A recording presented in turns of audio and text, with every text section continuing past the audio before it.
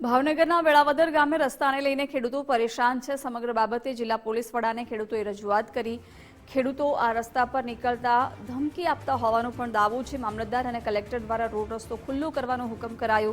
1 વર્ષ પહેલા હુકમ થયો છતાં પરિસ્થિતિ યથાવત છે। ખેતરના માલિકે મનમાની ચલાવી દસ્તાવેજો ચણાનો પણ આરોપ છે। ખેડૂતો અંદર જવાનો પ્રયાસ કરતા અપશબ્દો બોલતા હોવાનો પણ દાવો થઈ રહ્યો છે।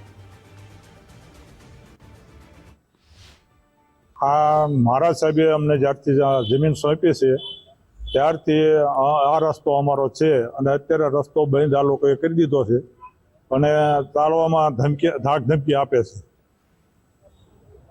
कारण के अमे तो त्यां रहता नथी पण मारा भाईना दीकरा त्यां रहे छे। ए लोको त्यां जाय आवे तो एने धाक धमकी आपे छे, आडा बૈરા ઊભા राखी दे छे, आवुं बधुं करे छे। आ रस्तो मांगणी करी ज्यारथी रस्तो बंध थयो त्यारथी आ रस्तो बंध कर्यो अमे केस लड़ी।